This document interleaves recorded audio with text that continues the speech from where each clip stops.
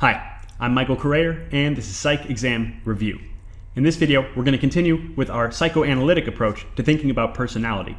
And we're going to do this by looking at Sigmund Freud's psychosexual stages of personality development.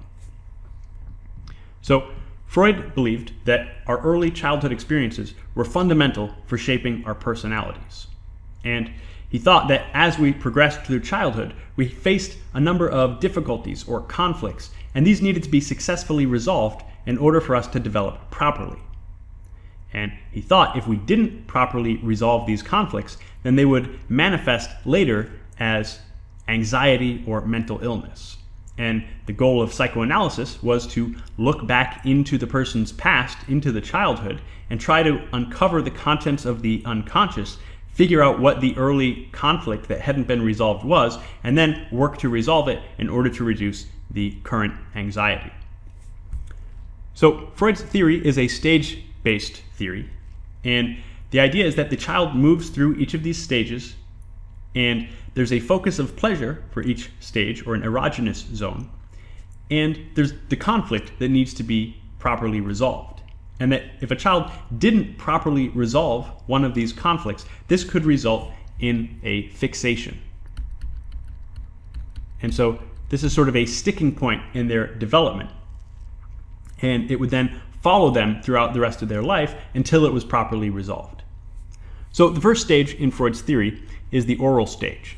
And so this lasts from birth until about 12 or 18 months. And during this stage, as you might guess, the focus of pleasure is the mouth. And of course, we see this in young children at this age, from birth to about 18 months, is they're constantly putting things in their mouth. They're biting and chewing, and that's sort of how they're mostly exploring the world. Now, the conflict that's being worked on during this stage relates to feeding. So the idea is that the child needs to learn that they can trust that somebody's going to feed them, and they're going to be fed when they need to be fed, and they're not going to be overfed or underfed. And so if this didn't happen properly, if there was overfeeding or underfeeding, or the child didn't have this sort of reliable source of food, then they might develop an oral fixation. And Freud thought you could see signs of an oral fixation in later life through behaviors that focused pleasure on the mouth. So what he would say is if you saw somebody, who was addicted to smoking cigarettes, he thought that could be a manifestation of some sort of oral fixation. Or somebody who was excessively talkative, right? He thought that would be another representation of the focus of the mouth as the focus of pleasure, right? Or somebody who's overeating or had some eating disorders, that would be considered to be related to an oral fixation. Okay, after the oral stage, the child moves to the anal stage. And this lasts from 18 months to about 3 years of age. And again, as you can probably guess, the focus of pleasure during the anal stage is the anus. So what this refers to is the idea that this is the time when children have to learn proper toilet training. And so that's the main focus, and that's the potential source of conflict, is they have to learn control over their own body, and they have to learn how to properly retain or expel feces.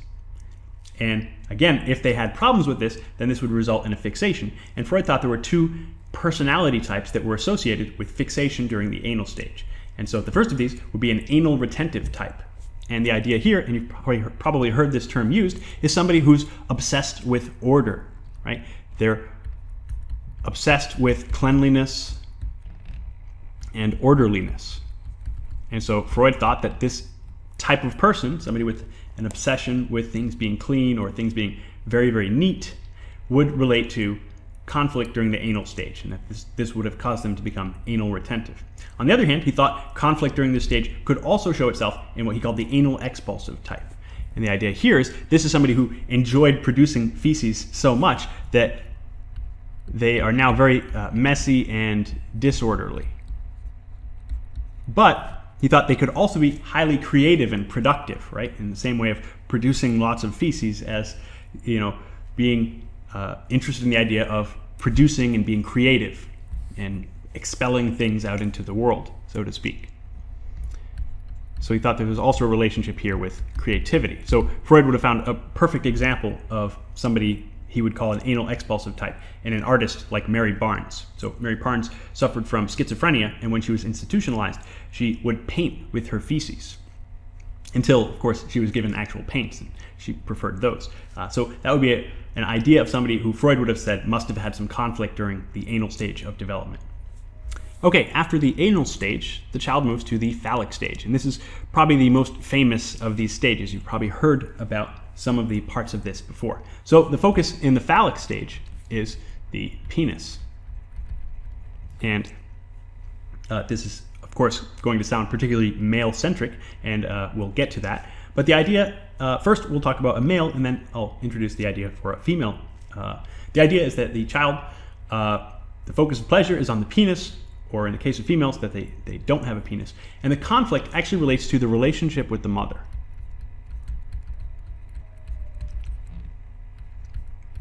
And so this brings the part you've probably heard of, which is the idea of the Oedipal complex. So this is named after the story of Oedipus. And the idea was that he was fated to marry his mother and murder his father.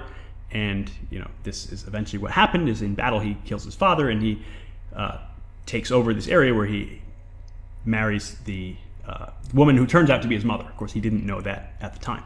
Okay, so the idea of the Oedipal complex is that the child harbors unconscious desires to marry his mother and murder his father. Now, this is often sort of mocked as really believing some 3-year-old child really wants to kill his dad. But that's really not the right way to think about it. We should think of it the same way we think about these sorts of myths, is they maybe are a bit preposterous, but there's a lesson in them, and there's a reason why this myth is used. And so the idea is the conflict is the relationship with the mother. And this is the age where children have to start separating from their mother. They have to realize that mom is not the whole world. At a younger age, that might seem to be the case. Mom is the child's everything. And then as the child's getting older, he has to realize, well, that's not true. And you can't have mom all to yourself. Mom has other aspects of her life, and you need to be willing to separate a bit from the mother. And then there's this guy, dad, who is taking up some of mom's time as well. And so the idea is, in the Oedipal complex, that the child wants to have mom all to himself. And dad is getting in the way of that. And so that's why he would have this unconscious desire to get rid of dad, right? So that he could be alone with the mother, have her all to himself. And of course, this is also a difficulty for the mother. The mother has to recognize she has to be willing to let her child go and get out into the world and be separated from her, right? This relationship has to change, and this is around the age it starts changing. Okay, so the idea of the Oedipal complex is that the child wants to get rid of dad so he can have mom all to himself, potentially, and he's afraid that dad knows this. I mean, dad is this much larger, scary guy who the child fears could harm him. And so the idea is he suffers castration anxiety. He thinks the father's going to realize that I wish he weren't around, and he's going to punish me in some way for this. And the way that the child properly resolves this conflict is to realize that he can't have this close relationship with his mother. She can't be the only thing in his world. He needs to break away from that. And the way that he does that is by identifying with the father, saying there's something to be learned from this guy that I'm competing with here for mom's affections. And so if I can be like dad, then I can grow up to be the kind of guy who will find, a new mother figure. I can find a woman to be with in place of mom. And so that's the process of identification with the father. And Freud believed that this was essential for learning proper gender roles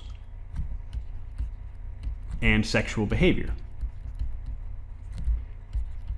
So he thought that variations in gender roles, so things like transvestism or variants in sexual behavior like homosexuality or fetishes, would have resulted from conflicts that weren't properly resolved during this phallic stage. Okay, so what about females? That was a very male-centric approach to thinking about this stage. Now, obviously, females don't have a penis, and so they experience penis envy. And the idea here is that they realize that they don't have a penis, and it is around this age, 3 to 5, that kids start becoming more aware of physical differences. And so he thought, young girls realize they don't have a penis, and they blame their mother for this. They think that mom's the reason that I don't have a penis, and this makes them maybe somewhat resentful of the mother, and maybe they have some desire to be with the father or to have a better relationship with the father.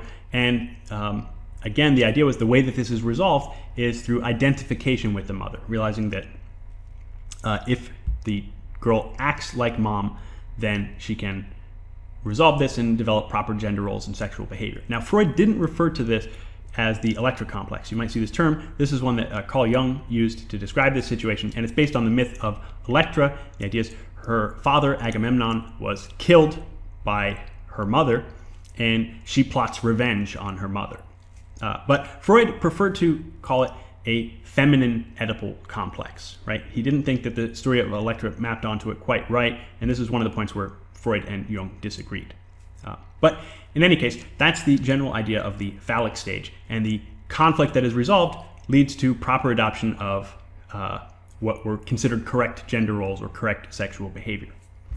Okay, now following this stage, the child moves to the latency stage, and this is pretty boring. There's not really a strong conflict here, and this lasts from age 6 to about puberty. And Freud sort of thought of this as these earlier conflicts have been resolved, or maybe are just finishing being worked through, and then it's sort of like think of like a Jell-O mold sitting in the fridge and setting, right? Everything's been sort of mixed together, and now it's just solidifying. And then after puberty, the child moves to, well, maybe no longer a child, moves into the genital stage. And so the focus of pleasure here is still the genitals, but in this case, it comes with a desire for mutual sexual gratification. They want to be in an intimate relationship with another person that benefits both of them. And they also have a desire to be productive members of society. And so essentially, if you've gone through all these other stages appropriately and you've resolved the conflicts, then you're now ready to be a productive member of society and fit in with the rest of all the other people who hopefully have also gone through this healthy process of development. All right, so that's essentially Freud's overview of personality development, and that any problems at any of these different stages would result in different forms of anxiety occurring later in life. Okay, I hope you found this helpful. If so, please like the video and subscribe to the channel for more. Thanks for watching.